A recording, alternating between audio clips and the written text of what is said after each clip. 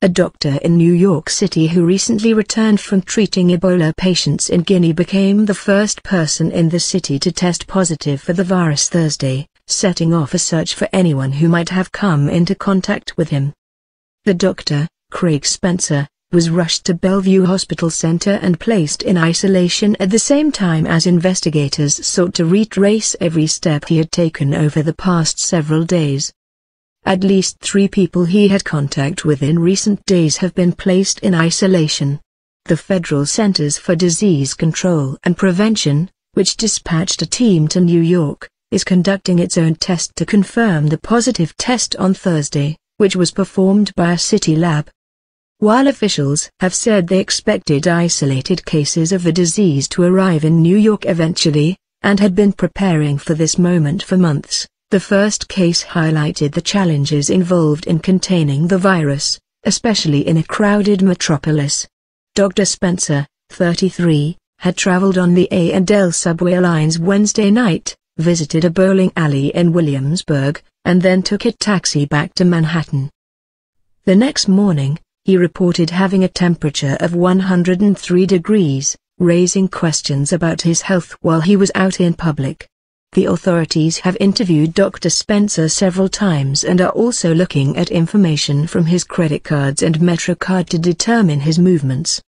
People infected with Ebola cannot spread the disease until they begin to display symptoms, and it cannot be spread through the air. As people become sicker, the viral load in the body builds, and they become increasingly contagious. Mayor Bill de Blasio, speaking at a news conference at Bellevue on Thursday night, sought to reassure New Yorkers that there was no reason to be alarmed. Being on the same subway car or living near a person with Ebola does not in itself put someone at risk, he said. Dr. Spencer's work in Africa and the timing of the onset of his symptoms led health officials to dispatch disease detectives, who immediately began to actively trace all of the patient's contacts to identify anyone who may be at potential risk, according to a statement released by the health department. Dr. Spencer's fiancée has also been quarantined at Bellevue. 2 other friends, who had contact with him on Tuesday and Wednesday, have been told by the authorities that they too will be quarantined, but whether they will isolate themselves in their homes or be relocated was still under discussion, according to a person briefed on the investigation. None of the 3 were showing signs of illness. The driver of the taxi, arranged through the online service Uber, did not have direct contact with Dr. Spencer and was not considered to be at risk, officials said. Speaking at the news conference, city officials said that while they were still investigating, they did not believe Dr. Spencer was symptomatic while he traveled around the city on Wednesday and therefore had not posed a risk to the public. Continue reading the main story. He did not have a stage of disease that creates a risk of contagiousness on the subway, Dr. Mary Bassett, the city health commissioner, said. We consider it extremely unlikely, the probability being close to nil, that there will be any problem related to his taking the subway system. Still, out of an abundance of caution, officials said, the bowling alley in Williamsburg that he visited, the Gutter, was closed on Thursday night, and a scheduled concert there, part of the CMJ Music Festival, was cancelled. Health workers were scheduled to visit the alley on Friday. At Dr. Spencer's apartment building, his home was sealed off and workers distributed informational flyers about the disease. Dr. Spencer had been working with Doctors Without Borders in Guinea treating Ebola patients, and completed his work on October 12, Dr. Bassett said. He flew out of the country on October 14, traveling via Europe, and arrived in New York on October 17. Since returning, he had been taking his temperature twice a day, Dr. Bassett said. He told the authorities that he did not believe the protective gear he wore while working with Ebola patients had been breached but had been monitoring his own health. Doctors Without Borders, in a statement, said it provides guidelines for its staff members to follow when they return from Ebola assignments, but did not elaborate on the protocols. The individual engaged in regular health monitoring and reported this development immediately, the group said in a statement.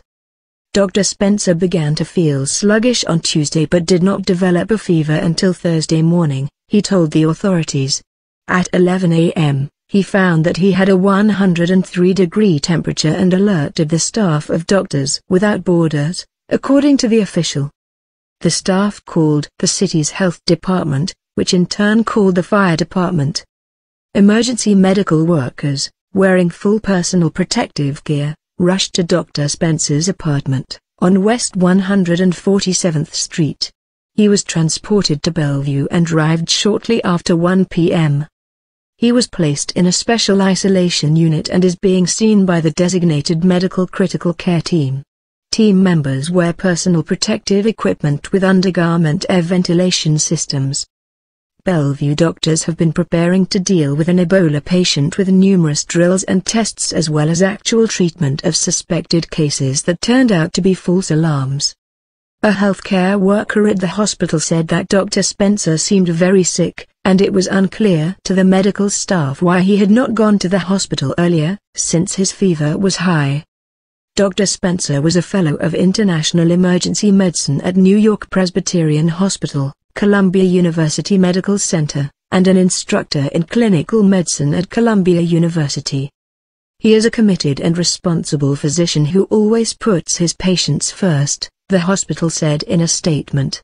He has not been to work at our hospital and has not seen any patients at our hospital since his return from overseas. Continue reading the main story. Before Thursday, more than 30 people had gone to city hospitals and raised suspicions of Ebola, but in all those cases health workers were able to rule out the virus without performing blood tests. While the city has stepped up its laboratory capacity so it can get test results within 4 to 6 hours, the precautions required when drawing blood and treating a person possibly sick with Ebola meant that it took until late in the evening to confirm Dr. Spencer's diagnosis. Doctors said that even before the results came in, it seemed likely that he had been infected. Symptoms usually occur within 8 to 10 days of infection. Dr. Spencer stopped working with Ebola patients 11 days ago and returned home 6 days ago. Ebola is transmitted through bodily fluids and secretions, including blood, mucus, feces and vomit. Because of its high mortality rate, Ebola kills more than half the people it infects. The disease spreads fear along with infection. The authorities have been on high alert ever since Thomas Eric Duncan traveled to the United States in September from Liberia, and was later given a diagnosis of Ebola. Mr. Duncan died at a Dallas hospital this month. Several days after his death, a nurse who helped care for Mr. Duncan learned she had Ebola. 2 nurses who treated Mr. Duncan fell ill, but are recovering. That single case led to hundreds of people being quarantined or being asked to remain isolated from the general public. The missteps by both local and federal authorities in handling the nation's first Ebola case raised questions about the ability of healthcare workers to safely treat those with the disease. In the New York City region, hospitals and emergency workers have been preparing for the appearance of the virus for months.